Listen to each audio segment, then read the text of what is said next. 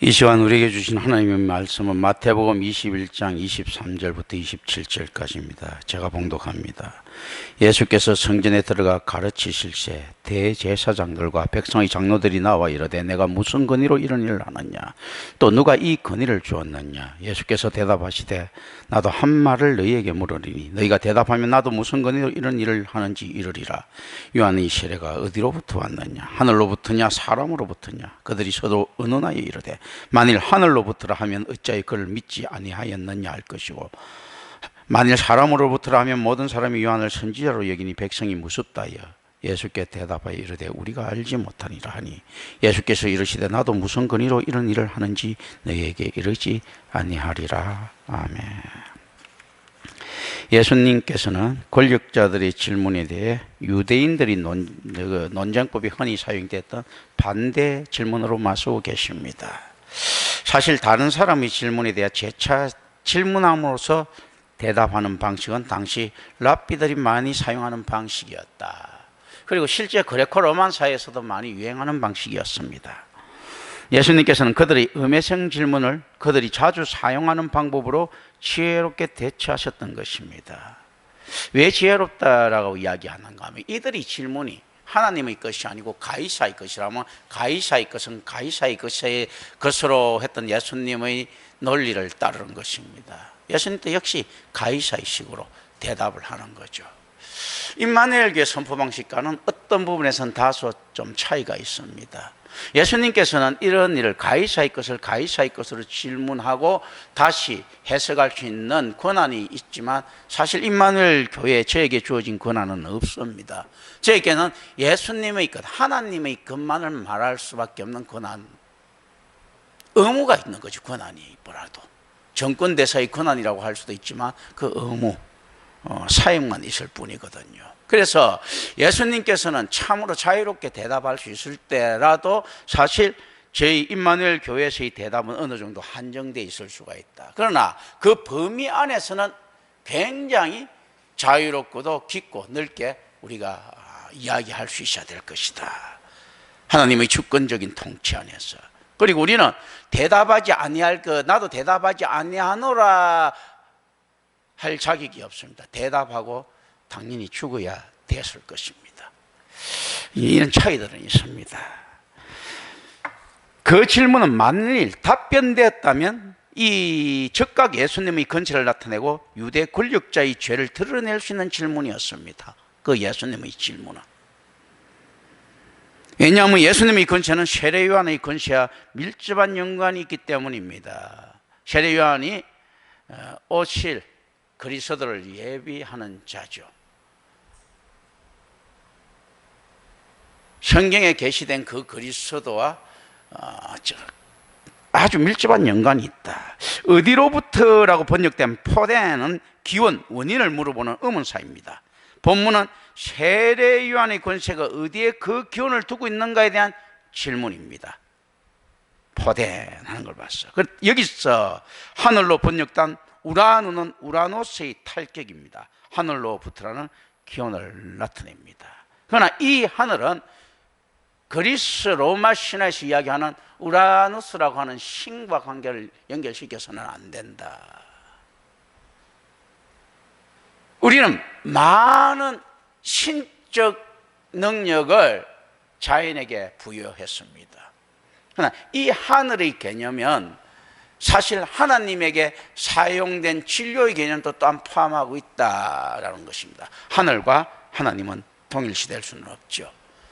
그럼에도 불구하고 하나님의 권세를 나타내고 있는 비유적인 해석이 가능하죠. 이런 것들을 우리 좀 생각을 합니다. 유대인들은 하나님이란 명칭을 신성시하에 함부로 사용하지 않았습니다. 따라서 예수님께서도 하늘이라는 단어를 사용하여 요한의 세례가 하나님으로부터 기원되었다는 것을 완곡하게 표현하고 있습니다. 이런 의미에서 하늘에 대한 이해가 필요합니다. 유대인들은 야훼라는 용어 자체 굉장히 사실 신성시해서 사용했습니다. 그런데 실제 야훼를 하나님의 이름으로 착각해서는 안 됩니다. 하나님의 속성의 하나죠. 사실 써도 되는 건데 이미 이제 이 안에서는 하나님의 이름을 신성시한다는 자체가 거룩함이 반영되어 있기도 하지만 무엇이 또 반영되어 있습니까? 우상적인 요소가 반영되어 있죠. 하나님을 이름으로 구속시킬 수가 없다는 것을 분명히 알아야 될 것인데, 야훼 여호와라는 말이 나오면 어떻게 되는가 하면 납비들이 막 그 성경을 읽습니다. 그래 야훼 나오면 하고 넘어갑니다. 너무나 거룩해가지고 하고 넘어가고, 또 어떤 거 하면 하셈 합니다. 셈의 하나님의 하셈 하고 넘어가고, 그래서 나온 게 아도나이, 주님이랑 아도나이가 또 그걸 대신해서 또 사용합니다. 이런 걸 아도나이를 갖다 테트라그램이라 하죠. 사자 문자도 있죠. 테트라그램, 사자, 아도나이 하고 이렇게 넘어갑니다. 신성체 나중에 쓰니까 아도나이도 거룩해지고 경건해집니다. 함부로 못 부르는 거예요. 이 자꾸 이거 문자가 이렇게 거룩해지는 거예요. 하나를 거룩하게 생각하면 다른 것들도 자꾸 이 거룩하게 되는 거죠. 우리가 고유명사 중에 하나를 거룩하게 생각하면 자꾸 그 문자가 자꾸 거룩한 문자가 자꾸 튀어나옵니다. 신성지 되는 것들이. 또 고유명사 하나를 갖다 음란하게 만들면 자꾸 그 음란한 문자들이 많이 생산되게 됩니다. 사람의 신체 부위에 있어서도 마찬가지죠. 있는 그대로 고유명사로 부르면 될 것인데 은밀하게 자꾸 만들면 막 이상한 용어들이 자꾸 나옵니다. 은밀한 단어들이. 이것들은 우리가 좀 생각해 봐야 될 것이다.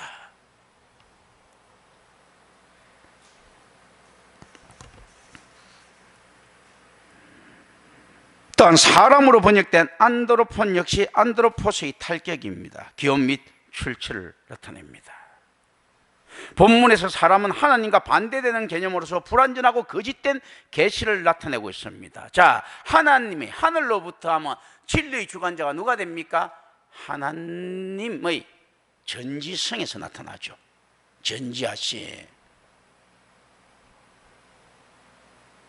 옴니사이언스라고 하죠. 전지할 때 하나님의 전지하심에서 나타나는데, 사람으로부터라고 하면 어디에서부터 나타납니까? 선악과의 능력이죠. 선악과의 능력에 여전히 의지하고 있는 사람, 그러니까 선악과를 진리화시킨 이 모습들이 누가 가지고 있는 모습들인가 했을 때, 특히 사두개인들이 가지고 있는 자연주의 신학자들의 모습이다. 오늘날도 역시 마찬가지죠. 자연주의 신학자들, 이성의 근간자들, 또 데이즘들, 이신론자들, 이성주의자들, 뭐 존 너커나 이 허버트 같은 사람들이 있죠, 그죠? 이런 사람들, 이 이신론자들 보면 이 어떻습니까? 사고의 기능, 결국 선악과의 판단에 기준한 이런 것들이죠. 제가 오늘 생각을 하면서 뭐 어떤 것이 글을 하나 올린 걸 많이 봤을 것입니다. 펠라기우스도 나오고 하는데, 결국 펠라기우스가 가지고 있던 사고들이 자기 이성에 판단해 보니까 이렇게 해야 하나님이 더 거룩해질 것 같거든요. 그래서 인간 행위를 이야기하고 있는 악한 모습들을 생산해냅니다. 결국 진리에 대한 판단 기준을 성경을 높이려고 하는 교묘한 제안을 하면서 누구를 높입니까? 선악과의 능력을 높이고 있는 거죠. 선과악을 우리가 알 수 있지 않느냐 이거죠. 그러니까 우리가 우리의 능력으로 하나님을 좀 잘 섬겨야 되지 않겠느냐 하면서 하나님을 높이는 것 같은데, 이것은 무슨 능력입니까? 우리가 따먹은 선악과가 타당합니다 라는 것하고 뭐 별반 다를 게 없는 거죠. 그렇게 되면 어떤 일들이 벌어집니까? 선악과를 따먹었다고 진노한 하나님의 판결이 틀리는 것이 됩니다. 왜 그렇습니까? 선악과를 먹고 말입니다. 하나님, 우리가 더 하나님을 선하게 찬양할 수 있지 않습니까? 하고 주장하는 놈들과 다름없이 되는 거죠. 제가 오래전에 이야기한 부분들이 있는데, 술과 담배를 먹고 마시는 것은 죄가 아니다. 그런데 어떤 것이 죄인가 하면요, 만약에 그 술과 담배에 의지해가지고 자기의 고난과 근심을 나눈다면, 술과 담배는 자기가 기대고 있는 우상의 형태를 가지고 있을 때 죄다라는 거죠. 그런데 이런 이야기 할 수 있죠. 아이, 하나님 술 취해가지고 말입니다, 기분 좋은 상태에서 다이처럼 춤을 추면서 하나님을 찬양하면 얼마나 하나님 기쁘시겠습니까? 이렇게 주장할 수 있지 않습니까?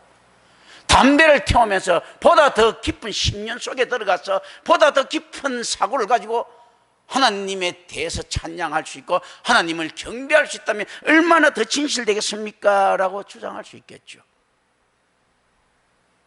많은 인간들은 지금도 똑같이 오늘날 교회도 마찬가지로 주장하고 있습니다. 선악과가 왜 틀렸습니까? 선악과의 선한 모습을 가지고 하나님을 찬양하고 있는데 선악과의 악한 것을 아는 모습을 가지고 우리가 그걸 경계하면서 하나님께 다가가려고 하고 있는데 라고 주장하고 있는 모습들이 있다라는 것입니다. 하나님의 통치에 대한 반역입니다. 사람으로부터인가 하늘로부터인가. 오늘날 또 임마누엘 교회에서도 그런 일들이 있을 수 있습니다. 임마누엘 교회에서 선포되고 있는 이 말씀이 보다 더 적극적이고 강력해 보입니까? 아니, 세상에 좀 타협의 여지를 남겨둬야지 이렇게 이야기하고 있습니까? 그런데 성경에 그런 말이 없는데 임마누엘 교회에서 선포되는 말씀이 그리스도의 말씀에 근거한 것입니까? 그렇지 않으면 세상의 이해관계에 근거한 것인가 했을 때 여러분들은 어떤 대답을 내릴 수 있겠습니까? 그리스도로부터 근거했다고 하면 이 말씀을 반드시 따라야 될 것이고 세상으로부터 근거했다고 하면 임마누엘 교회를 떠나야 될 것인데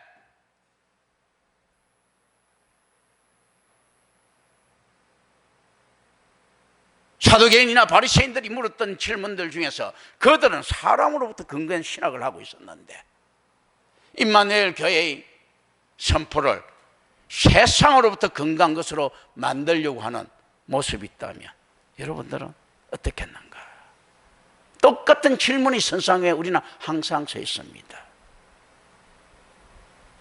아이고, 성경을 문자적으로 해석할 필요가 있습니까? 할 때는 이놈들은, 악한 놈들은 어떻습니까? 어려운 것은 의미적으로 해석을 해갖고 말이 그렇지 뜻이 그렇겠습니까? 라고 이야기하고 진짜 의미를 가져야 되는 것은 문자적으로 이야기해서 하나님께서 이렇게 하라고 하셨습니다 라고 이야기를 하죠. 이리저리 이어령비어령 해가지고 갖다 쓰고 있는 복음이 과연 예수님의 그 복음입니까? 지금 현재의 교회보다도 훨씬 더 경건했던 바리새인과 사두개인들이 박살나고 있습니다. 예수님에게 틀렸다고. 이 당시 바리새인보다도 더 경건한 엉터리 교회가 있습니까? 그런데도 박살나고 있는 게 틀렸다고. 그럼 예수님은 뭡니까? 진리에 대한 선포자가 아니고 진리의 중구자가 아니시고 어떻습니까?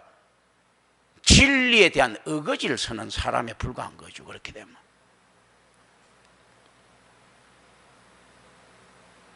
그런데 오늘날 많은 교회들이 복음을 약화시키고 있습니다.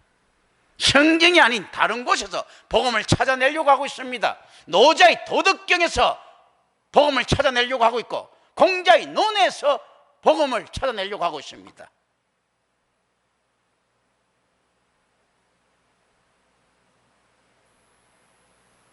우리는 이것을 어떻게 바라봐야 될 것인가 라고.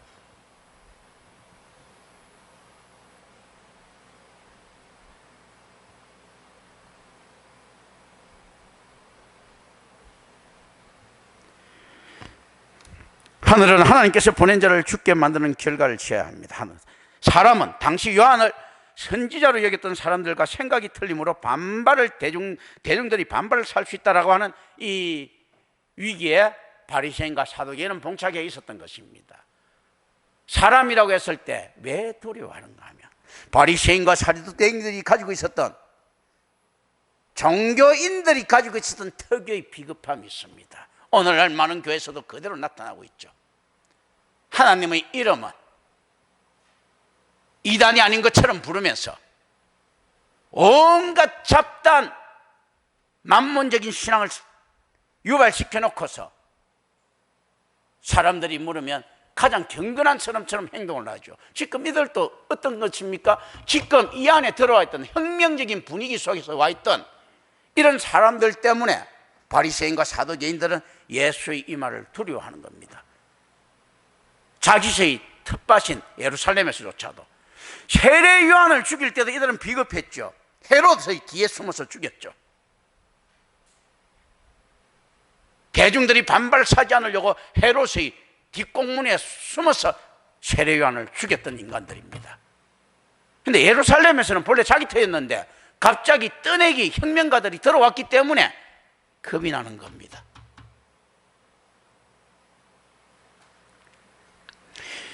예수님의 질문은 유대 종교 지도자들을 수시에 몰리게 했습니다. 그래서 그들은 서로 의논을 합니다.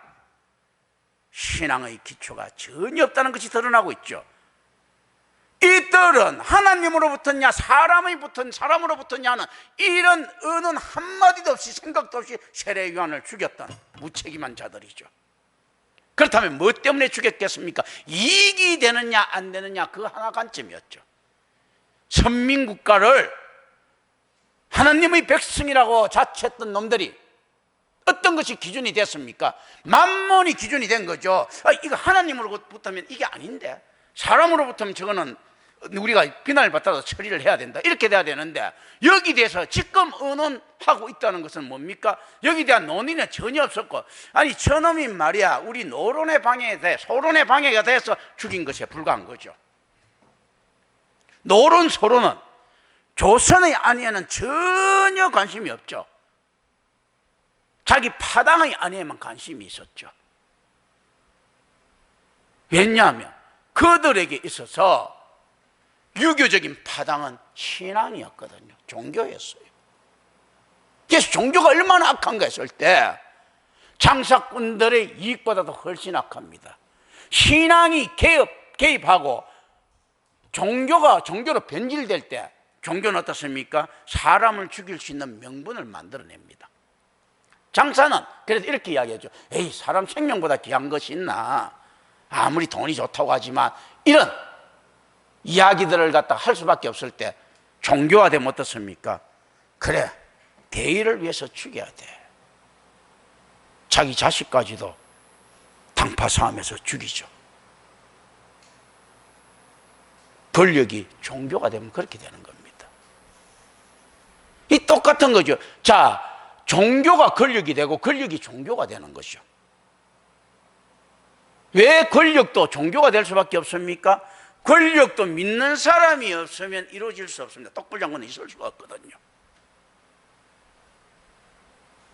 종교도 믿는 신봉의 대상이 있어야 됩니다. 그리고 그 대상의 명분 아래 이단으로 처분하든지 뭐가 처분하든지 죽이는데, 세례 요한은 이단으로도 이야기를 하지도 못하고 어떻게 죽입니까? 헤롯의 뒤에 숨어서 내란죄로 죽이는 거죠. 오늘날 지금의 교회의 행태는 어떻습니까? 개교회 주의의 이익에 반하는 모든 것들은 다 쳐내려고 합니다. 교회가 대형화되고 난 다음에 피폐되어 있는 신앙생활은 관심이 없습니다. 왜냐하면 이미 하나님 없어도 살 수 있는데요, 재정 없이는 살 수 없는 덩치 큰 불가사리가 됐기 때문입니다. 코끼리가 풀을 하루에 100g을 먹고 살 수가 없잖아요. 코끼리를 양육시키려고 하면 엄청나게 많은 풀들을 줘야 될 것 아니에요. 그렇지 않겠습니까? 덩치가 점점점 공룡이면 더 많이 먹어야 되겠죠. 점점점 커졌는데, 그러니까 복음이 없이는 교회가 살 수 있겠는데 재물이 없이는 살 수가 없게 된 거예요. 교회는 언제나 다락방으로 돌아갈 준비가 되어 있어야 되는데, 대형 교회의 구름 위에 올라탄 그들은요, 그 구름 밑으로 내려오는 것 자체가 지옥이 되어버렸습니다. 그러니까 삼박자 복음 같은 게 나오는 거죠. 이 땅에서 축복받지 못하면 지옥이거든. 세상의 향락을 알아버린 자들에게 죽만 먹고 살아라는 것은 지옥이거든요. 그러니까 어떻는가 하면 나는 예수 믿는 사람이니까 지옥은 갈 수 없지 않느냐, 천국에 있어야 되지 않겠느냐 하면서 지옥을 거부하는 거죠. 만몬이 천국이고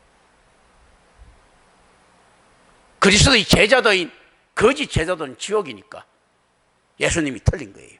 왜냐하면 아니 하나님 믿는 사람은 천당 가야 되는데 왜 지옥 가느냐, 그리스도의 거짓 제자도는 내가 볼 때는 지옥인데 지금 틀린 거예요. 그러면서 당위선을 이야기합니다. 삼박자 복음이라든지 뭐 여러 가지가 막 나오죠.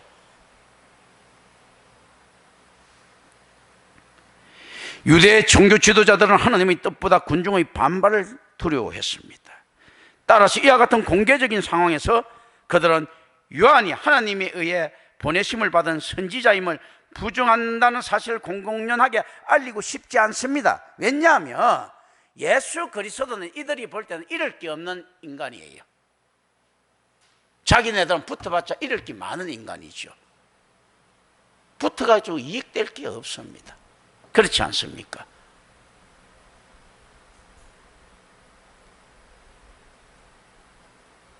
마이크 타이슨이 만약에 전성시대라 하더라도 굉장히 자신 있을 때, 아니 힘은 실제로 없지만 덩치가 어마어마한 크게 큰 남자가 있고 이름 없는 사람이 있으면 같이 붙으라면 붙을 이유가 없죠. 왜냐하면 이기면 본전이고 지면 쪽팔리는 거니까. 예수님한테 이겨봤자 이들은 이겨도 손해고 지도 손해인 거예요. 붙을 이유가 없습니다. 왜냐하면 이들의 기준은 사회적인 기준이기 때문에 이미 그렇게 된 겁니다. 이들은 올바른 신학자만 되더라도 어떻게 해야 됩니까? 신학적 토론을 이야기하는 그 사람이 있으면요, 자기가 틀린 것이 있으면 그 사람을 스승처럼 감사할 그 마음으로 논쟁을 벌릴 준비가 되어 있어야 됩니다. 그렇지 않겠습니까? 언제나 가장 훌륭한 고수는요, 낭인처럼 강해 보이는 자들에게는 누구든지 결투를 받아들이고 그 실력을 갖다 서로 나눔으로써 존경을 표할 예를 가지고 있어야 되는 겁니다. 그런데 허명을 얻은 사람들은 자기가 이기면 본전이고 지면 손해다, 이런 개념을 가지고 있기 때문에 하려고 하지 않는 거죠. 그건 이미 고수가 되지 못합니다. 왜냐하면 자기가 졌다면 이 허명이 부끄럽다, 내가 나를 이길 수 있는 사람을 찾아내야 되고요. 있다면 내가 과연 이만한 자격을 가지고 있을까 하는 걸 갖다 항상 의심하고 있어야 되고, 자기가 이겼다면 또 어떻는가 하면 이 생각을 해야 되죠. 그래, 아직까지는 지금 내가 더 고수구나 하는 이런 생각을 할 수 있지 않겠습니까? 언제나 사람은 높은 자리에 있을 때요, 자기보다 뛰어난 자가 있으면 내어줄 마음의 준비를 가져야 되는데 어느 곳에든지 그렇지 않다 보니까 정치로부터 스포츠로부터 가장 경건해야 될 신앙으로부터 또 사상으로부터까지 다 부패되어 있는 것입니다. 자기보다 뛰어난 학자가 나오면 청갈 생각을 안 하고 감축에 급급하니까 상아탑의 존재는 발전이 더딜 수밖에 없게 됐죠. 그럼 학자의 양심에도 어긋납니다. 그런데 신앙인은 더더욱 그래야죠. 정말로 뛰어난 신앙인을 발견했으면 하나님께서 보낸 자라고 생각하고 영접할 준비를 해야지.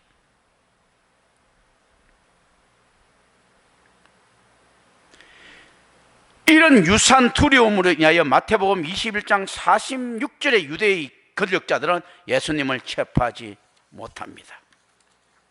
오늘날에도 교회 지도자들이 타락하는 원인 가운데 하나는 하나님이 아닌 사람들을 두려워하는 것입니다. 사람을 의식하는 신앙은 위선자를 생산합니다. 예수님을 아는 폭로는 지식이 아닌 믿음입니다. 그런데 이 믿음은 또한 지식을 제공합니다. 제가 황야의 무법자 같이요, 대형교회 목회자들한테 찾아가 가지고 목사님 신학이 틀렸으니까 한번 같이 왜 틀리는가 이야기해 보지 않으시겠습니까 하면 그들이 응할 것 같습니까? 말씀을 듣고 신앙의 논리성을 가지고 나를 오히려 교화시키려고 하는 것이 아닌 자기가 가진 권력의 힘을 가지고 배척해낼 것입니다. 똑같은 상황에 임마누엘 교회가 노출되어 있는데 대중들은 누굴 지지하는가 했을 때요, 힘 있는 자를 지지합니다. 놀랍게도. 자, 이들이 대중을 두려워했다면 여기서 어떻습니까? 과연 바리새인과 사두개인들만이 잘못인가 했을 때요, 답은 하늘로부터냐 사람으로부터냐 어떤 답을 하든지 간에 바리새인과 사두개인이 박살날 정도로 지금 궁지에 채했기 때문에 대답을 안 했다 했죠. 이 침묵한다 했는데 대중은 어떤 자들입니까? 이 침묵을 용인하고 있는 자들입니다. 이 두 개 중에 하나잖아. 이들이 대답을 안 했다고 용인하고 있는 자들이에요. 알면서도 어떤 거라도 걸려도 사두개인, 바리새인, 유대인 종교지도자들이 잘못됐잖아. 오늘날 악한 교회가, 대형교회가 생산되는 이유가 뭔지 압니까? 교인이라고 믿고 싶은 악한 군중들 때문입니다. 이런 소비자가 있으니까 악한 사기꾼 같은 생산자가 나타난 겁니다. 부패된 음식을 사 먹지 않는데 부패된 음식을 팔 리가 없죠. 부패된 복음을 수용하지가 않는데 어떻게 부패된 복음을 가지고 장사를 하려고 하겠습니까? 부패된 복음이 너무 좋으니까 하이에나와 같은 무리들이 몰려드는 겁니다. 똥파리 같은 놈들이 몰려드는 겁니다. 그리고 어떻습니까? 장로네 근사네 하면서 이야기하고 있는 겁니다.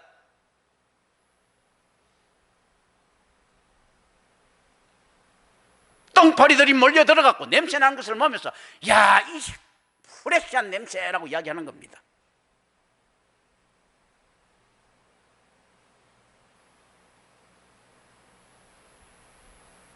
그렇지 않겠습니까? 지금 임마누엘 교회는 거기서 자유로울 것 같습니까? 만약에 임마누엘 교회가 선포하는 복음이 맞다면 지금 여기 있는 분들도 얼마나 지금 불안해해야 될 것인가? 이게 맞으면 안 되니까 깊숙한 곳이 혹시 이 복음이 그래 말로만 그렇고 틀리기를 바라는 그런 무리들이 지금 여기에서 앉아있지는 않습니까? 나도 두려운데 여러분은 어떻겠습니까? 과연 임마누엘 교회가 선포하는 복음의 내용대로 실천하며 살아갈 수 있겠습니까? 그렇다면 어떻습니까? 야, 실천하기가 없다면 이게 틀려야지 우리가 살 수 있지 않겠습니까?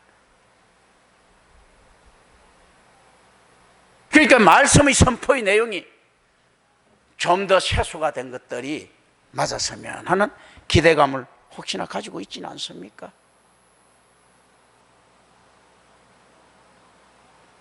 제가 하루에도 여러 번 죽기를 각오하지 않으면 저도 힘들어서 사실 못 견딥니다. 예, 오늘 새벽에도 그랬습니다. 그래, 죽는 게 뭐 그렇게 힘들다고. 복음 선포하고 죽자. 그래, 정말로 숫자가 뭐가 중요하다고. 나중에 안 되면 혼자 예배 드리더라도 죽자. 이 생각하지 못하면요, 그리스도의 제자도로서의 참된 복음 선포 못합니다. 그래서 제가 이런 걸 선포하면서도 실제 어떤 부분에 있어서 바리새인과 사두개인에게 동병상련의 정을 느낍니다. 타락한 똥파리 같은 엉터리 교인들에게요 상련 지정을 느낍니다. 제가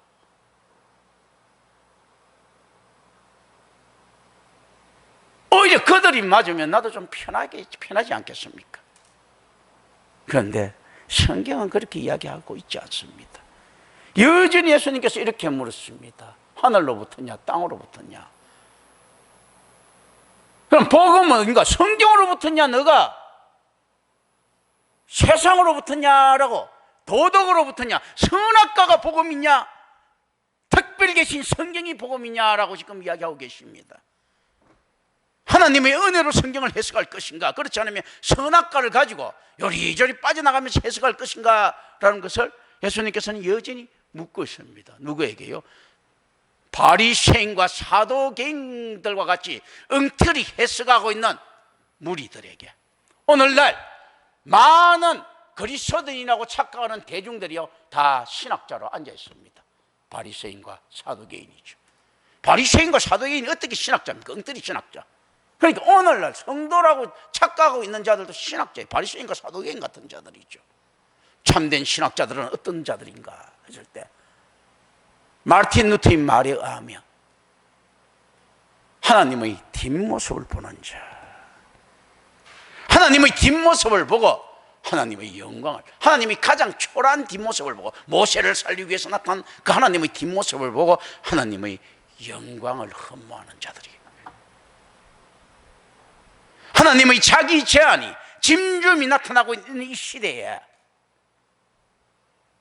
하나님께서 경건한 자들에게 세속적인 축복을 하지 않고 성도 인내를 요구하는 이 시대에 하나님이 참고 계시는, 하나님이 능력이 초라해 보이는 이 시대에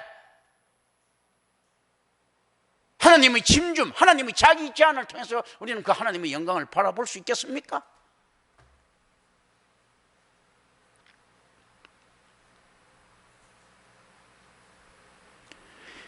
유대교 지도자들은 백성들의 반감을 사서 자신들의 지도력이 약화되거나 더 악화되어 신체적인 폭력, 민중봉기 등 이런 것을 자초하기를 원하지 않았습니다. 그래서 우리가 알지 못한다, 묻고 오이다매, 이 대답은 어떤 대답입니까?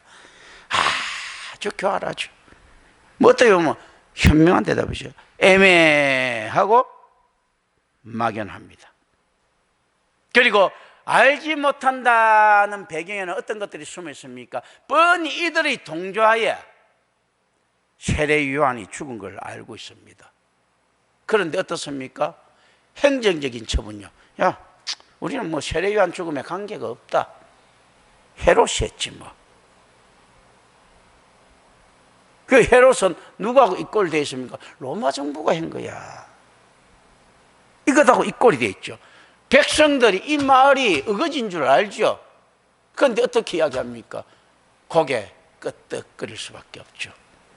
이 악한 종교 지도자들이 선한 백성을 갈취해먹는 것이 아니고 악한 백성을 갈취해먹는 형국입니다.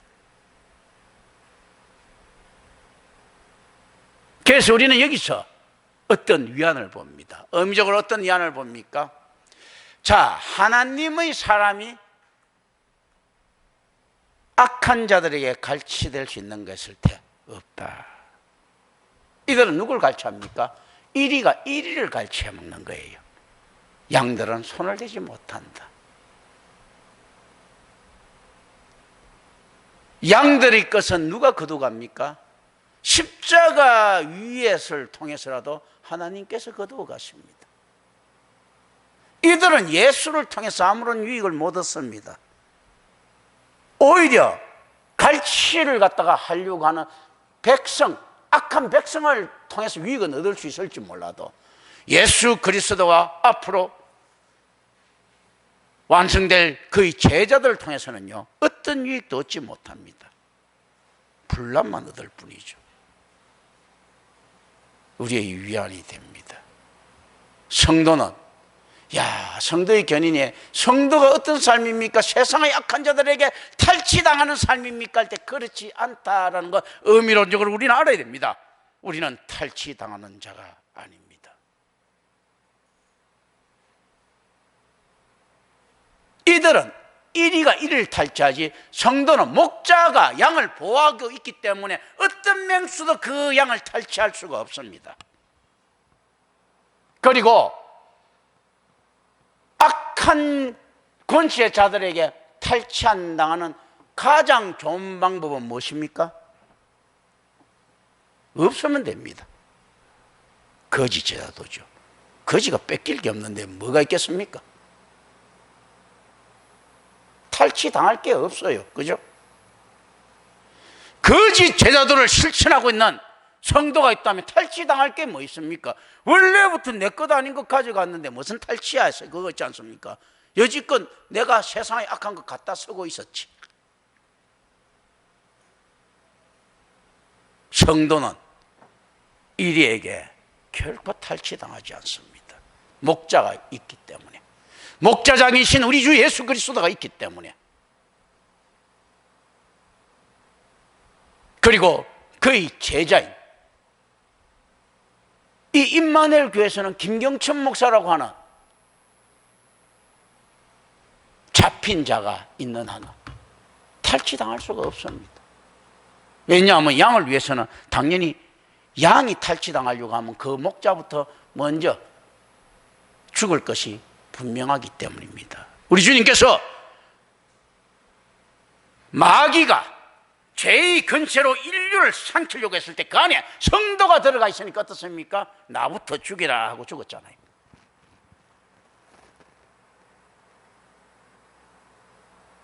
예수님의 시체를 밟기 전에는 결코 그 양을 해하지 못할 것인데 예수님의 시체를 삼키지 못했습니다. 토해놓고 부활을 이루셨는데 어떤 간악한 이리가, 어떤 용맹한 이리가 부활하신 예수 그리스도를 이길 수 있겠는가, 이런 것들을 우리는 생각합니다.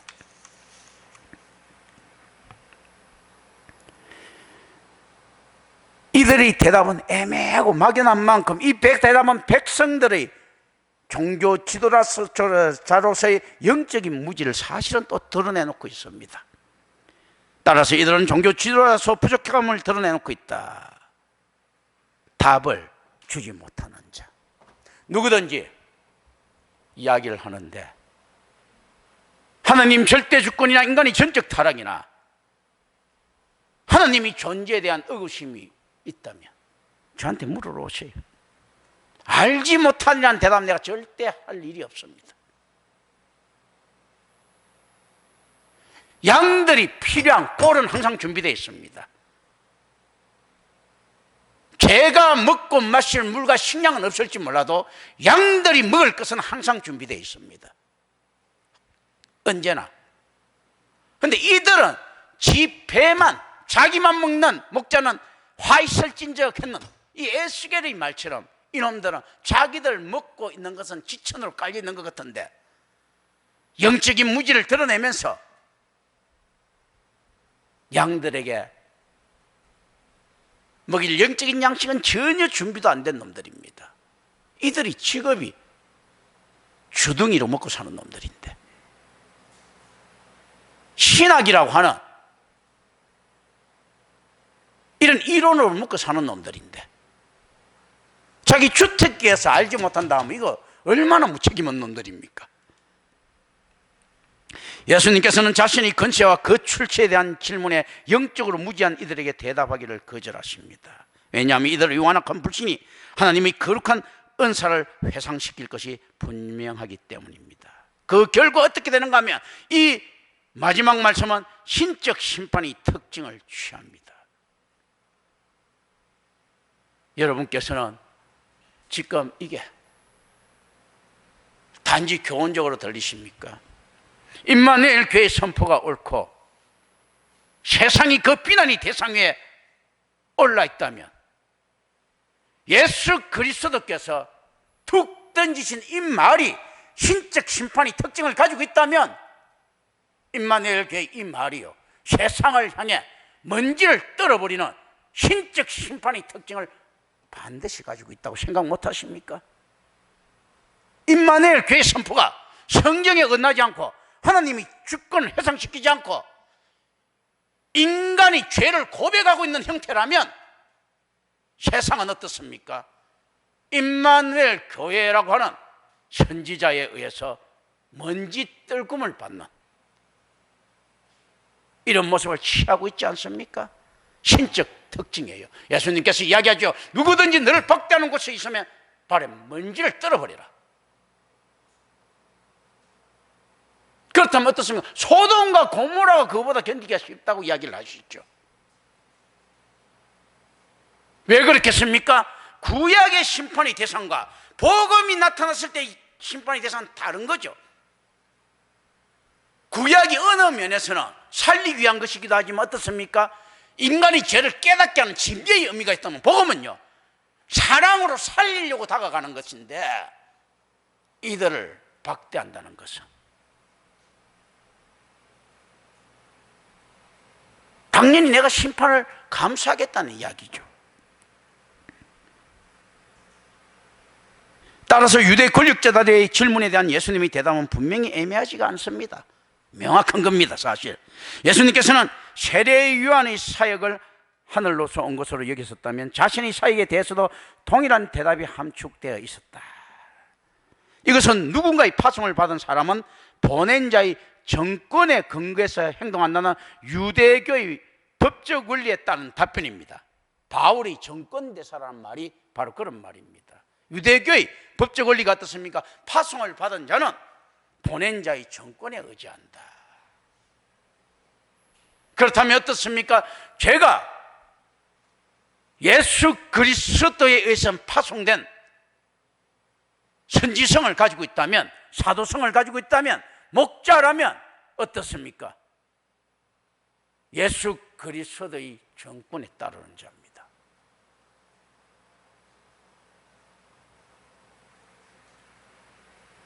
이 대답은 자신의 사역을 통해 하나님의 나라가 나타나고 있다는 예수님의 메시지에 이미 함축되어 있었습니다. 마태복음 12장 28절이나 13장 16절부터 17절까지를 참조해 보십시오. 지금 여러분들은 어느 선상에 서 있습니까? 제가 매일매일 사실은 고민할 때 이런 생각합니다. 야, 그래, 바울이 하루에도 계속 자기를 수십 번씩 채찍질하고 쳐야지 된다는 이유가요, 바울이 경건해지기 위한 몸부림이 아니고 지가 살기 위한 몸부림이었구나. 그렇게 안 되면 내가 못 살겠더라고. 그래서 바울이 그 행동이 별로 뭐 대단하고 경건한 행동이 아니었고,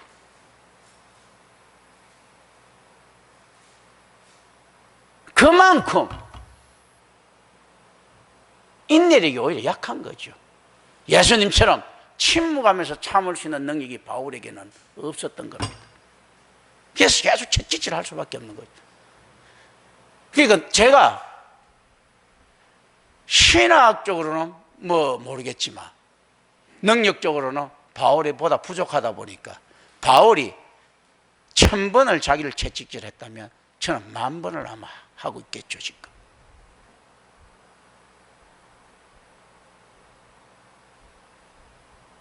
그 몸부림들이 항상 나타납니다. 그게 실질적으로 제가 괴성으로도 나타나고 해요. 일반 생활. 뭐 유승민 사모님 옆에서 많이 보고, 뭐 유승민 사모님 오랫동안 봐와서 그렇지, 안 그러면 내가 또 미친 사람처럼 모르는 사람 보면 보일 거예요. 괴성 지르고 괴로워하고, 내가 막 화장실이든 뭐든 관계없습니다. 안에서 막 이런 게 일어나면 그냥 했다가 이렇게 합니다. 쪽팔리지만 고백하는 겁니다. 바울이 그걸 갖다가 좀 미화시켜 갖고 고백하는 거죠. 하루에도 계속 친다. 바울도 똑같을 거예요. 왁왁거리실 거예요.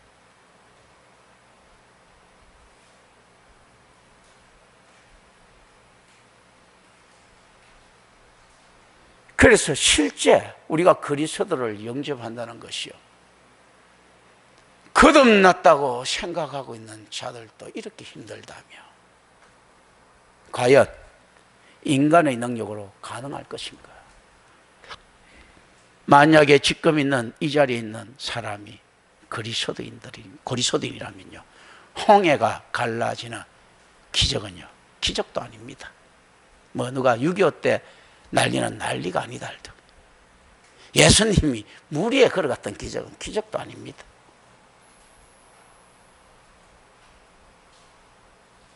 전적 타락의 죄인에게서 성도가 나타났다는 기적보다 더 큰 기적이 어디 있습니까?